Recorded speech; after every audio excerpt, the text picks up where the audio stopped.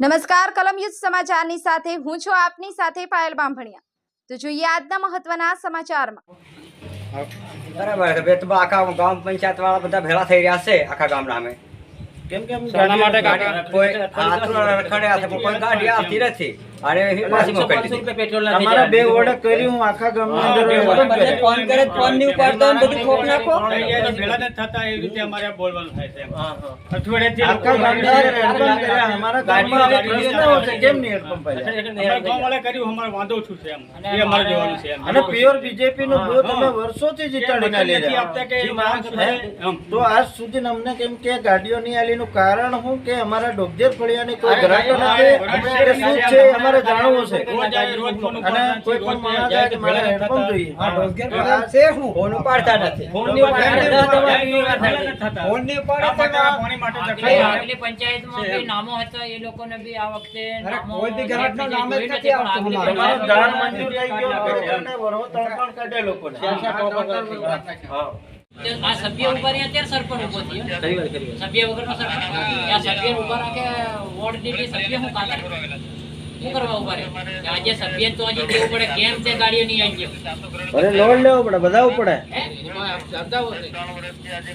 હવે એક વસ્તુ છે અર્જુનને કદાચ નહીં ગણતા હોય દયારણ સિંહને તો આપણને કહીએ પણ અર્જુનને ના ગણતા હોય ને તો આપણી જવાન 5 જણા લઈ જાય શું વાંધો પડે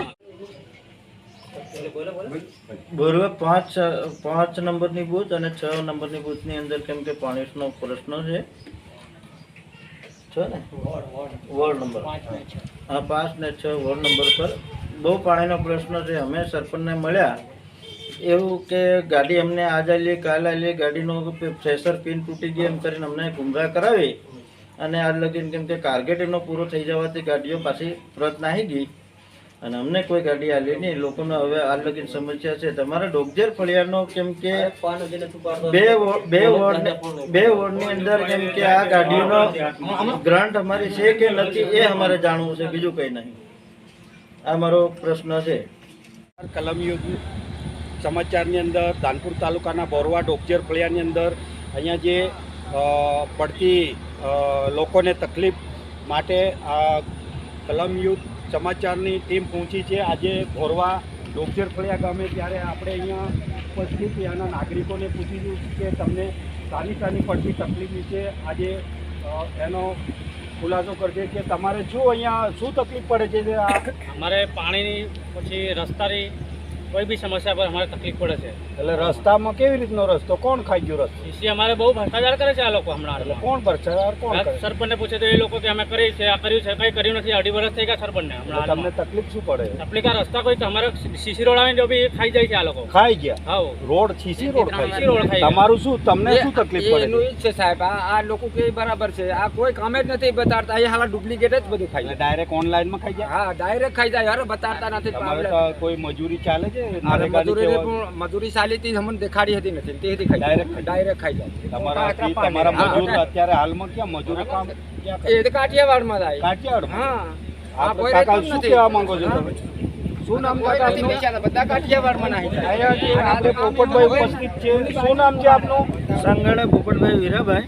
પોપટભાઈ શું તકલીફ પડે છે આપણે અહીંયા? અમારો પ્રશ્ન એ છે કેમ કે બોરવા બૂથ નંબર 5 અને 6 ની અંદર કેમ કે હેડપંપની ગાડીઓ આવી આખા ગામની અંદર 140 જેવી કરી હતી તો અમે સરપંચને મળ્યા અને સાહેબ ખાબડ સાહેબને બી વાત કરી તો તમારું થઈ જશે એવું કીધું।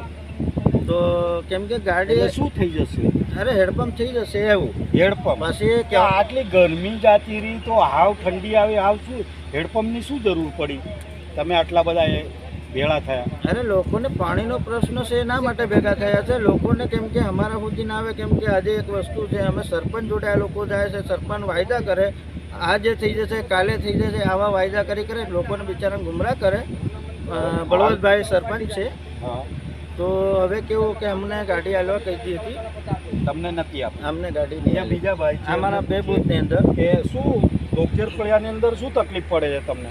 અમારા સર છે ને અમારા ગામમાં માટી એટલે રસ્તા એવું બધું ખાલી ખોટું બોલાડીને બધું કંઈ કરતા નથી, ડાયરેક્ટ ઓનલાઈન થઈ ગયા છે। બિલ એ રીતે ઉપડે ડાયરેક્ટ ગોટા બીજા ગામમાં જઈને પાડીને એ ડાયરેક્ટ એના માટે તમે શું રજૂઆત કોઈ બી કરી હતી સાહેબ? કોઈ તો શું કહેવા માંગે? એ તો બધું થઈ ગયું બધું થઈ ગયું બધું પવડી અહીંયા બીજા ભાઈ છે એમને પૂછી કે આપણે અહીંયા મજૂરી